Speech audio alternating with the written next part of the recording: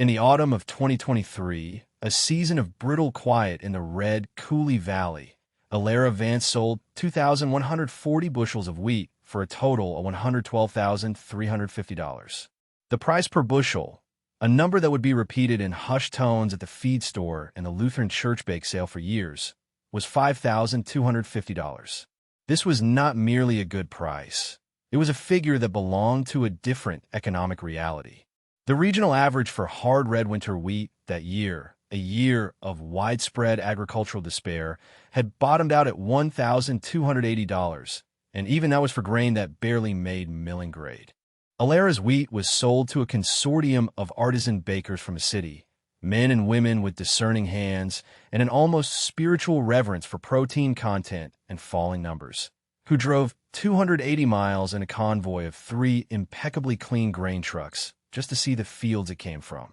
The wheat they purchased was from a strain everyone in the valley, including Elara's own son, had called Vance's folly for the better part of 3 decades.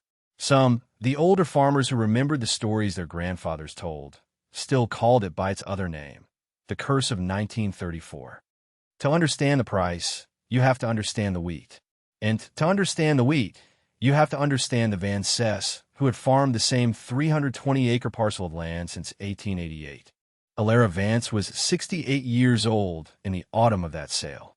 She had been farming this land for 51 of those years, first alongside her father, then her husband, and for the last 14 years, by herself, with the reluctant help of her son, Liam.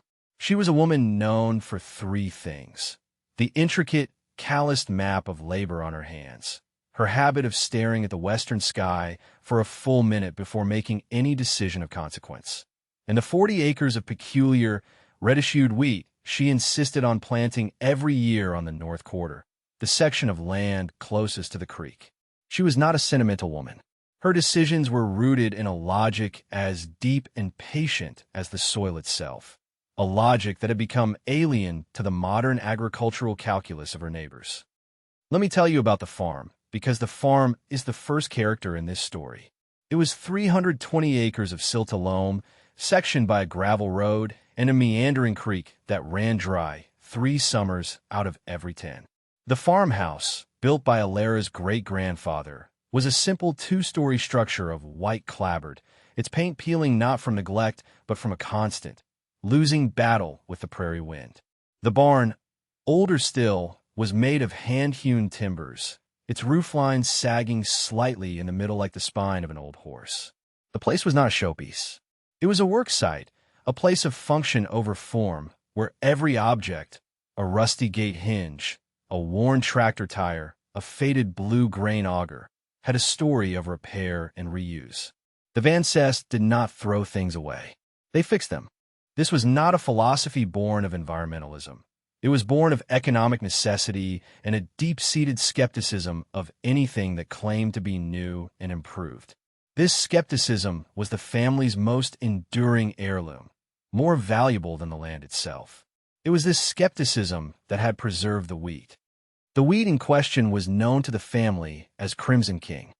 It was a landrace variety of red fife, adapted over a century to the specific microclimate of their valley.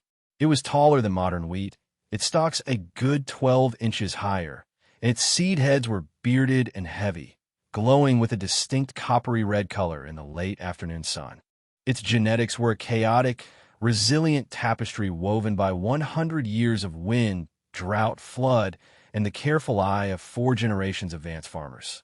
It was, by modern standards, an inefficient plant. Its yield was stubbornly consistent, but never spectacular, averaging between 35 and 45 bushels per acre, while the new hybrids pushed 80, 90, even 100 bushels in a good year. Its stalks were prone to lodging in heavy wind, and it matured 3 days later than any other variety in the county. For these reasons, it was considered a relic, a stubborn piece of agricultural nostalgia. But there was another reason for its reputation, a darker one that clung to it like morning fog. That was the curse of 1934. In the depths of the Dust Bowl, Elara's grandfather, Samuel Vance, had been one of the few farmers in the valley to get a crop. While his neighbors' fields were blowing away to the east, his His 40 acres of Crimson King held the soil.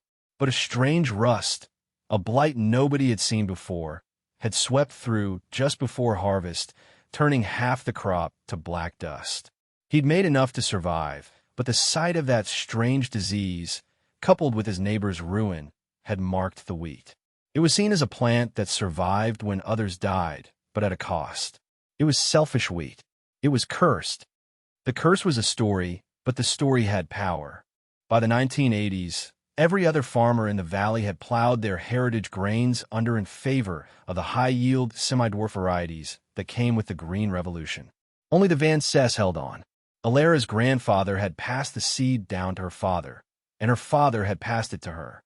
The inheritance was not just the seed itself, but a set of rules. The seed was kept not in a sterile, climate-controlled vault, but in 20 heavy canvas bags, stitched by Elara's great-grandmother, stored in the coolest, driest corner of the barn. You never planted all of it. You always held back 2 years' worth of seed, just in case. You didn't treat it with fungicides. The plant had to fight its own battles. That was the point. You selected your seed for the next year, not from the biggest, most perfect heads in the center of the field, but from the plants on the edges, the ones that had survived the harshest winds and the poorest soil. Her grandfather's words, repeated so often they had become a catechism. You don't breed for the best year. You breed for the worst. The strength is in the struggle. This was the wisdom she carried, a quiet, cellular knowledge that felt more real to her than any university extension report or glossy seed catalog. It was a wisdom that was about to be put to the test. In the spring of 2023, a man named Marcus Thorne arrived in the Red Coulee Valley. He was 34 years old, had worked for the agricultural giant Agrigen Global for 8 years, and was their top sales consultant for the Northern Plains region. He was known for his unshakable confidence and his ability to make complex data feel simple and inevitable. He drove a pearl-white Ford F-150 that had never seen a gravel road, and he wore polished leather boots that were meant to look like work boots. He was not a bad man. He was simply a man who believed, with the fervor of a convert, in the power of his company's products to solve the problems of modern farming. And the primary problem, as he saw it, was inefficiency. The inefficiency of men and women like Elara Vance. Thorne had organized a town hall meeting at the community center promising free coffee and donuts and a presentation on the future of agriculture. 47 farmers showed up, a mix of older men in seed caps and their younger sons in hoodies, all of them worn down by 3 consecutive years of low commodity prices and rising input costs. Elara was there, sitting in the back row with her son, Liam. Liam was 32, a good son who loved his mother, but was suffocated by the farm's stubborn refusal to enter the 21st century.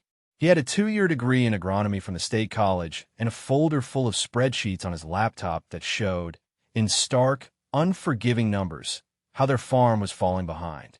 He was the reason Elara was there. He had pleaded with her to come, to just listen. Marcus Thorne was a masterful presenter. He stood in front of a giant screen displaying a PowerPoint presentation filled with crisp charts, soaring graphs, and photos of impossibly lush, uniform fields of wheat. He spoke of a new variety, IG-77, which his company had branded Sunstone. It was a marvel of genetic engineering. It was resistant to 3 common types of rust, had a short, sturdy stalk that would never lodge, and was optimized for nitrogen uptake. But its main selling point was its yield. Thorne clicked to a slide with a number in a font size usually reserved for declarations of war, 110. That was the projected bushels per acre. 110. A wave of murmurs went through the room. That wasn't just a number, it was a lifeline. It was the difference between foreclosure and solvency. This isn't your grandfather's wheat, Thorne said, his voice resonating with practiced sincerity. This is science. This is predictability. We've run 5,000 field trials across 12 states. We know exactly how this plant will perform. We can tell you the optimal planting date, the precise amount of fertilizer you'll need, the exact day to spray fungicide, and the yield you can expect within a 3% margin of error. We are taking the guesswork out of farming. He projected a financial summary, showing a potential net profit increase of 220% per acre compared to standard varieties. The room was silent, the farmers doing the math in their heads, their faces a mixture of hope and disbelief. Thorne then offered an introductory deal. AgriGen would sell the seed at a 20% discount for the first year and provide a customized soil analysis and nutrient prescription plan for free. It was an offer designed to be irresistible. After the presentation, a line of farmers formed to sign up, their movements eager, almost desperate. Liam stood among them, holding a pen. Elara remained in her chair in the back row, watching. The drive home was quiet. Liam finally broke the silence as they turned onto their gravel road, dust billowing behind the old pickup. "Mom, you saw those numbers. We can't afford not to do this. The bank sent another letter last week. Our operating loan, they're getting nervous." Elara kept her eyes on the road. "Those numbers are from a spreadsheet, Liam. They're not from this land. It's data from 5,000 trials," he said, his voice rising with frustration. "That's more real than Grandpa's superstitions about planting on the edge of the field. This is a business. We need to run it like 1 inch." "This is not just a business," Elara said, her voice quiet but firm. "This is a living thing. A partnership. That man, he talks about the land like it's a machine you just pour inputs into. It's not. It has a memory. It has moods. Moods don't pay the bills," Liam shot back. The words hung in the air, heavy and sharp. They argued for 2 weeks. It was the most sustained conflict of their lives. A clash of worldviews played out across the worn linoleum of the kitchen floor. Liam brought out his spreadsheets, his profit and loss statements, the letter from a bank. He showed her the numbers, the red ink, the stark reality of their financial situation. Elara listened patiently. Then she would walk out to the barn, open one of the canvas bags, and run the Crimson King seeds through her fingers. They felt cool and heavy, each kernel a tiny, dense repository of 100 years of survival. One evening, Marcus Thorne himself paid them a visit. He sat at their kitchen table, the same table where 4 generations of ancestors had made their plans, and laid out a folder with a customized proposal for their 320 acres. "Mrs. Vance," he said, his tone patient, as if explaining something to a child. "I understand your attachment to your family's variety. It's a beautiful story, but we can't let sentiment stand in the way of progress. Your son tells me you average 40 bushels an acre on your best land. Sunstone will give you 95 on that same land, guaranteed. That's an extra 55 bushels. On 320 acres, that's 17,600 more bushels of wheat. At current prices, that's over $200,000 in additional gross revenue. Think what that would do for this farm, for Liam's future." Elara looked at Thorne, then at her son. She saw the hope in Liam's eyes, the desperate desire to believe in the simple, elegant solution being offered. And she saw the exhaustion that came from fighting a battle against the entire world. She knew she was at a crossroads. She could hold her ground and risk losing her son's faith, or she could bend. Finally, she made a proposal. "I'll make a deal with you," she said, looking at Liam, not Thorne. "We'll plant your sunstone, but not on the North 40. Those 40 acres by the creek, they stay with the Crimson King. The other 280, you can do what you want." Liam's face flooded with relief. "Mom, thank you." Thorne smiled, confident. "A 40-acre control plot. Excellent. I think you'll be very impressed by the comparison come harvest time." He didn't see it as a compromise. He saw it as a demonstration, the most effective sales tool he could imagine. And so, the experiment began. The planting season in late April highlighted the 2 different worlds. For the 280 acres of sunstone, AgriGen's prescribed method was followed to the letter. A soil analysis truck came and took 30 coarse samples, sending them to a lab in Omaha. 2 weeks later, a variable rate fertilizer spreader, guided by GPS, applied a precise cocktail of nitrogen, phosphorus, and potassium, giving more to the weaker spots and less to the richer ones. The sunstone seeds, coated in a patented blue fungicide and insecticide, were loaded into a state-of-the-art air seeder that Liam rented for $3,000 a day. It planted the seeds at a uniform depth of 15 inches, in perfect rows 75 inches apart. The field, when finished, looked like a sheet of green graph paper, a testament to order and control. For her 40 acres, Elara used her father's 1978 John Deere drill. It was a simple mechanical machine she could fix with a wrench and a hammer. She hitched it to her old case tractor, the one with 14,000 hours on the engine. She consulted no computer, only the feel of the soil in her hand and the color of the sky. She planted her Crimson King seeds, untreated and uncoated, at a depth of nearly 25 inches. Deeper, she told Liam, who was helping her calibrate the drill. It needs to chase the water later. Her rows weren't as perfectly straight as the air seeders, and the seeding rate was deliberately uneven, slightly thicker in the low spots and thinner on the knolls. To an outside observer, one field was a model of 21st century precision agriculture. The other was an anachronism, a 40-acre museum exhibit. Let me tell you about genetic diversity, because that is the invisible character at the heart of this story. The 280 acres of sunstone wheat were a monoculture in the truest sense of the word. Every single plant was genetically identical to its neighbor. They were clones designed to perform one task, producing a high yield under ideal conditions with maximum efficiency. They all germinated at the same time, reached for the sun at the same rate, and entered their reproductive phase within the same 48-hour window. This uniformity was their greatest strength and their most profound hidden weakness. Elara's Crimson King, by contrast, was a genetic library. 100 years of open pollination and selective seed saving had created a population, not a clone. Some plants were slightly more drought tolerant. Others had a slightly better resistance to a specific type of rust. Some matured a day or two earlier, some a day or two later. Within that 40-acre field was a deep, chaotic reservoir of ancestral memory and adaptive potential. It was messy. It was inefficient. It was resilient. Through May and early June, the valley was blessed with perfect weather. Gentle rains, warm days, cool nights. The sunstone wheat exploded out of the ground. It was a breathtaking sight.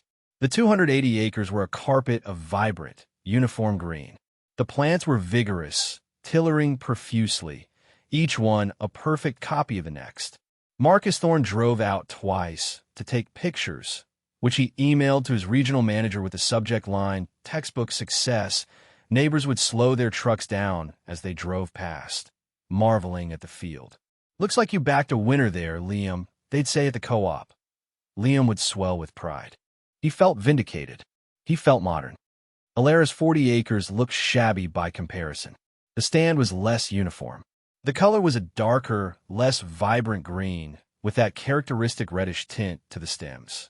It was taller, and a light breeze would make it wave and sway, while the shorter, stiffer sunstone barely moved. It looked wild, unkempt. Liam tried to be diplomatic. "It looks fine, Mom," he'd say, his eyes betraying his pity.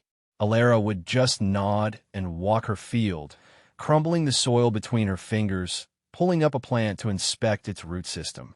The sunstone had a dense, shallow mat of roots, designed to quickly absorb the surface-applied fertilizer. The Crimson King sent a long, thick taproot straight down, searching for deeper moisture. She never said a word, but she watched. She watched the sky. She watched the roots. The first sign of trouble came on June 24th.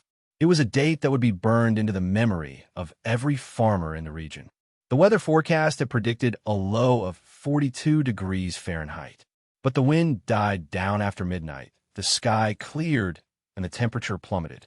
By 4 a.m., it was 29 degrees. A hard, killing frost. It lasted for 5 hours. Across the valley, the wheat was at its most vulnerable stage, flowering. The delicate, nascent kernels were exposed, and the frost was merciless. Because the sunstone wheat was so perfectly uniform, every single plant in the 280-acre field was at the exact same stage of development. Every single one was flowering. Every single one was hit. When the sun rose, the damage wasn't immediately visible. But Elara knew. She walked into the sunstone field and pulled a head of wheat. She peeled back the gloom. The tiny, developing kernel inside was already turning a watery, translucent gray. It was dead. She then walked across the gravel road to her own field. The Crimson King was a different story. Because of its genetic diversity, its development was staggered. She estimated that perhaps 60% of the plants had been flowering and were hit just as hard as the sunstone. But the other 40%, the ones that were a few days behind in their development, were still in the boot, their heads protected by the stalk. They had survived. It would not be a great crop. She had lost more than half her potential yield in one night. But she would have a crop. Liam and Thorn were slower to accept the reality. It'll bounce back, Thorn said over the phone, his confidence unshaken. The plant has a lot of energy stored. It might push out some secondary tillers, but the bounce back never came. The second blow landed in July. The frost was followed by a punishing, relentless drought. For 34 consecutive days, no rain fell. The sun beat down from a hazy, white sky, and the temperature regularly crested 100 degrees. The topsoil, that rich silty loam, baked into a hard, cracked crust. This is where the root systems came to matter. The shallow-rooted sunstone, already stressed from the frost, began to suffer visibly. Its broad leaves, designed for maximum photosynthesis in ideal conditions, now became a liability, transpiring precious moisture into the hot, dry air. The plants began to turn a sickly yellow-brown, starting from the knolls and spreading downwards. The deep-rooted Crimson King, in contrast, held on. Its longer taproots were pulling moisture from a foot below the surface, from a reserve the sunstone couldn't reach. Its leaves were narrower, and they curled in on themselves during the hottest part of the day, conserving water. It was not thriving, but it was surviving. It was doing what it had been bred to do for 100 years on that very land. By early August, the difference between the two fields was stark and heartbreaking. The 280 acres of sunstone were a ruin. The plants were stunted, thin, and brittle. The few heads that had formed were small and contained only a few shriveled, pathetic kernels. It was, for all intents and purposes, a total loss. Liam walked the field in a daze, the sound of the dry, dead plants crunching under his boots a funereal percussion. He had followed the instructions, he had used the best science, he had done everything right. The system had promised predictability, and it had delivered a catastrophe. Elara's 40 acres, on the other hand, were a muted triumph. The stand was thinner than it should have been, the heads were smaller than in a good year, but it was a field of wheat. The coppery red of the mature heads was a beacon of life in a landscape of failure. The harvest was a somber affair. They hired a custom harvester, a neighbor named Dale Peterson, who had lost his own entire crop of sunstone wheat.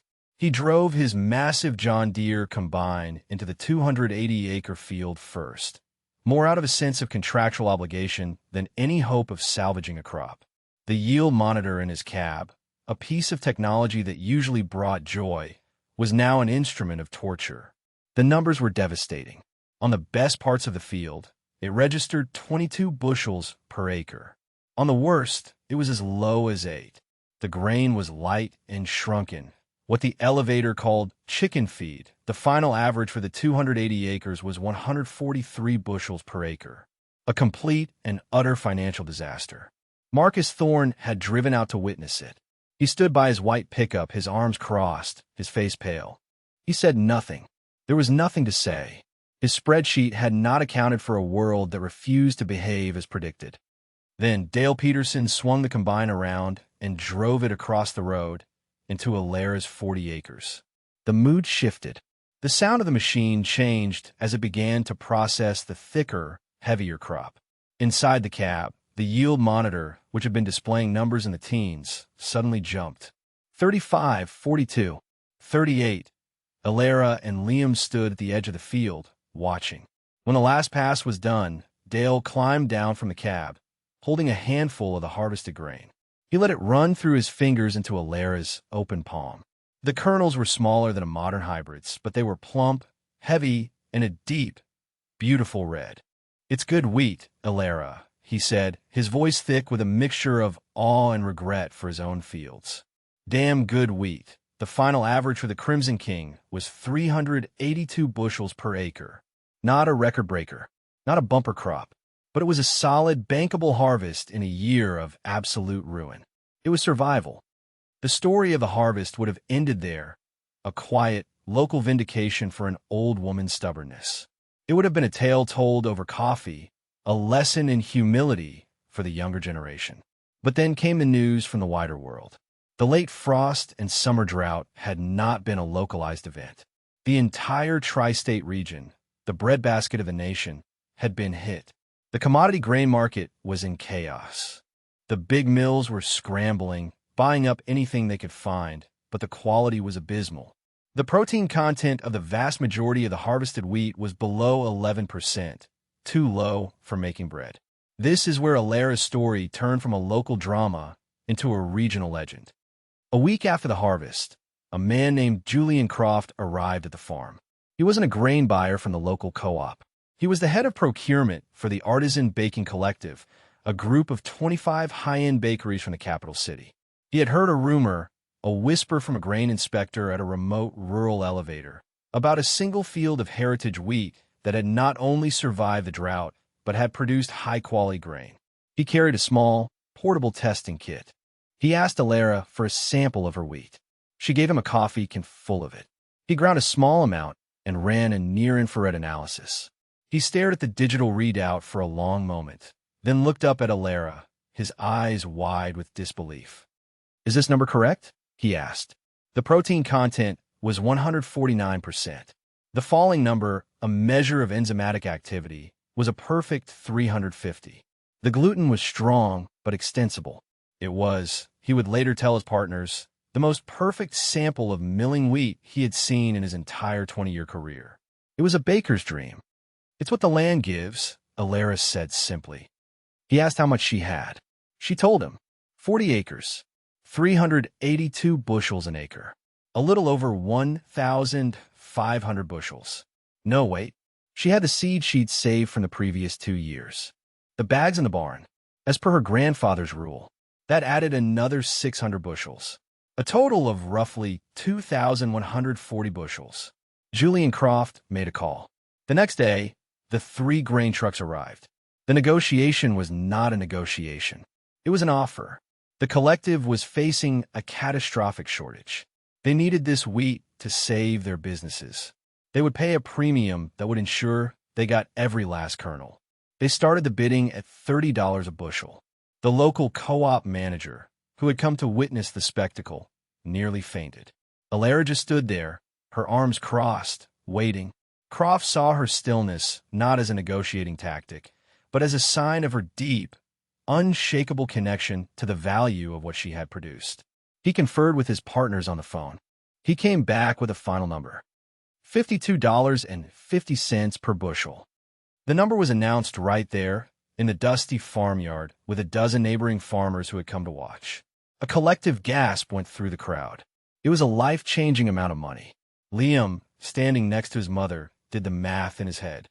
2,140 bushels times $5,250. $112,350. From 40 acres. From the cursed wheat. For Vance's folly. He looked at his mother, at her calm, weathered face, and for the first time, he understood that the knowledge she held was not nostalgia. It was a form of wealth more real and durable than any number on a spreadsheet. The aftermath was quiet but profound. Marcus Thorne was transferred to a desk job in the corporate office, his career as a field sales star effectively over. AgriGen Global issued a statement blaming the crop failure on unprecedented and unforeseeable weather events, and offered their affected customers a 10% discount on the following year's seed. Few took them up on it. The illusion of predictability had been shattered. Liam Vance spent that winter in the barn with his mother, learning. He learned the history of every canvas bag. He learned the feel of good seed, the smell of the soil before a rain, the names of the weeds that grew on the fence line. He started a logbook, not on a computer, but in a thick leather-bound ledger, documenting his mother's knowledge. He was no longer just a son. He was an apprentice. The following spring, 5 of Elara's neighbors came to her, not for advice, but for a favor.